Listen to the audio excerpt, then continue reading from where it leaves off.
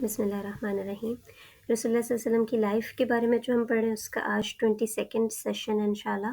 جو last session میں ہم نے پڑھا تھا وہ غزوہ احد کی ڈیٹیلز تھیں، اور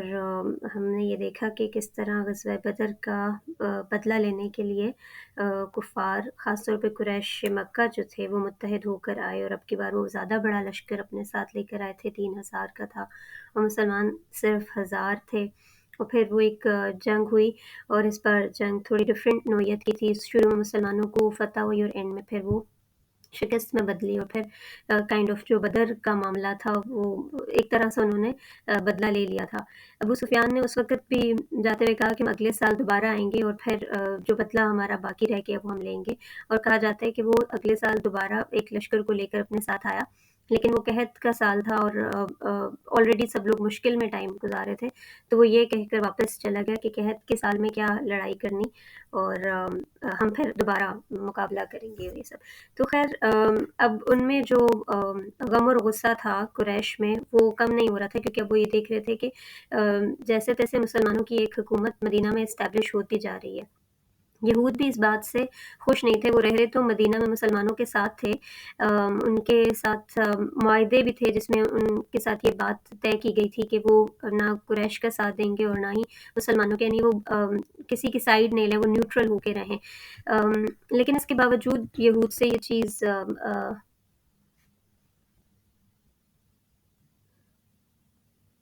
سوری آئی تھنک میرا کنیکشن لوز ہو گیا تھا تھوڑی دیر کے لیے، آئی تھنک اب ٹھیک ہو گیا، سوری۔ سو بات میں کیا کری تھی؟ یہود کے بارے میں، اوکے۔ تو یہود مسلمانوں کے ساتھ مدینہ میں اکٹھے رہتے تھے، ان کی آپس میں ٹریٹی یہ سائن ہوئی بھی تھی کہ وہ کسی بھی فریق کی سائڈ نہیں لیں گے، کفار مکہ کی بھی نہیں اور مسلمانوں کی بھی نہیں، بلکہ وہ ایک نیوٹرل رول پلے کریں گے۔ تو اس میں لیکن ان سے نیوٹرل ہو کر بیٹھا جا نہیں رہا تھا، وہ پیچھے پیچھے سازشیں کر رہے تھے، کھل کر سامنے نہیں آتے تھے، اور انہیں سازشوں میں کچھ بہت دکھ والے واقعات بھی پیش آئے، اور اس میں بیر معونہ کا اور رجی کا واقعہ، ان میں نام تھوڑے مشکل سے ہیں لیکن اس میں شارٹلی ہوا یہ تھا کہ یہود کے ایک اور قبیلہ تھا، وہ ان کے الائز تھے، اور ان کا سردار آیا رسول اللہ صلی اللہ علیہ وسلم کے پاس، اور انہوں نے آ کر آپ صلی اللہ علیہ وسلم نے ان پر اسلام کی دعوت پیش کی۔ انہوں نے خود تو اسلام قبول نہیں کیا، لیکن کہا کہ آپ ہمارے ساتھ کچھ لوگوں کو بھیج دیں تاکہ وہ اسلام کے بارے میں سیکھ لیں۔ تو رسول اللہ صلی اللہ علیہ وسلم نے 40 صحابہ کرام کی جماعت کو بھیجا تاکہ وہ وہاں جا کر لوگوں کو اسلام سکھائیں، اس کے بارے میں انفارمیشن دیں۔ لیکن ہوا یہ کہ رستے میں ہی جب وہ لوگ تھے تو ان لوگوں نے بدعہدی کر دی، اور دوسرے قبائل نے مسلمانوں پر حملہ کر دیا جو رستے میں آتے تھے۔ رسول اللہ صلی اللہ علیہ وسلم نے اپنے اس اندیشے کا اظہار بھی کیا تھا کہ مجھے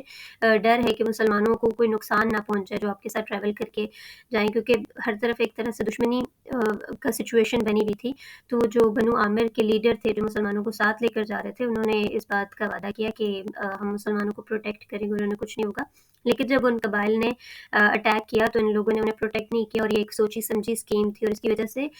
40 مسلمان جو ہیں وہ اس میں شہید ہو گئے، اور وہ کہا جاتا ہے کہ وہ حافظ قرآن تھے، جتنا قرآن اب تک نازل ہو چکا تھا وہ اسے جانتے تھے، دین کا علم جانتے تھے، اس مطلب نالجبل لوگ تھے جن کو ختم کر دیا گیا۔ ایک ان میں سے صحابی صرف باقی بچ گئے تھے کیونکہ وہ پیچھے تھے اپنے باقی قافلے سے،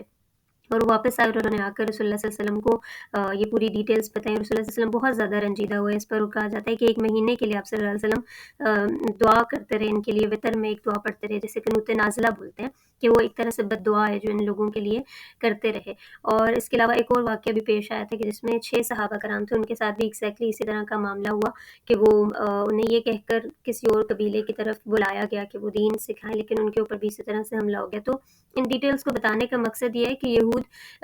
سامنے آ کر نہیں لیکن پیچھے سے سازشیں کر رہے تھے اور مسلمانوں کی اس قوت کو توڑنا چاہ رہے تھے۔ اسی سلسلے میں انہوں نے قریش کے پاس جا کر بھی کہا کہ آپ ایک بہت بڑا لشکر لے کر آئیں مسلمانوں کے اگینسٹ، کہ جس کے مقابلے کی ہمت نہ رہے مسلمانوں میں، اور چونکہ مسلمان احد میں ایک طرح سے شکست حاصل کر چکے تھے تو اس سے بھی ایک بیک گراؤنڈ سیٹ ہو گیا تھا، ایک بیس بن گئی تھی کہ ایسا نہیں ہے کہ ہمیشہ یہ لوگ ہی فتح پائیں گے۔